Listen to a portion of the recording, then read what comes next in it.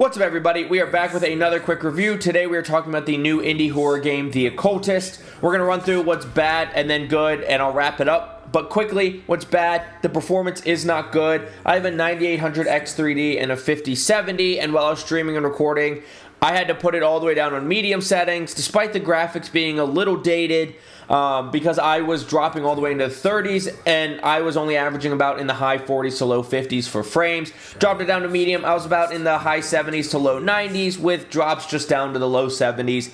And the boss fights in this game, they're a little bit too simple, a little bit too quick, but there is a couple boss fights. What's so about it is the graphics. They just feel dated, and in the era of Unreal Engine 5, I think we have a little higher expectations, but for an indie studio, they're just fine. And another so was this game is just not super scary. If you're a horror game player and you're looking for that real adrenaline rush, this game might not be for you, but if you don't want to be super scared or you're just getting into horror games, this is probably a better level of scariness for you. But overall, the good things about this game were the puzzles. The puzzles range from super simple to super difficult and thought-provoking. So there's a wide range of puzzles if you're into the puzzle solving of horror games. And I did think the concept was unique. In this game, the story isn't super unique.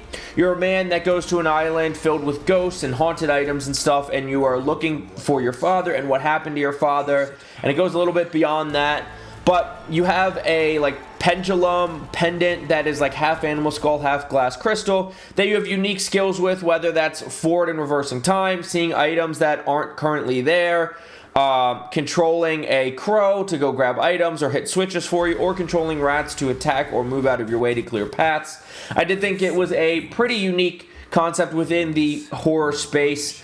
And I thought the story was good. It wasn't super predictable, but it wasn't super in-depth. Overall, it is a pretty short experience, about 6 to 7 hours. But at about $25 to $30, I do think it is worth the money. I do think it is overall a pretty good game unless you're really looking for the adrenaline rush of super scary games. So overall, I give it about 6.5, 7 out of 10 with all things considered of what it is. If you're looking for that adrenaline rush, it's probably more about 5.5 and a 6. But that's my thoughts on The Occultist. Let me know what you think in the comments down below. Have a good day. Bye.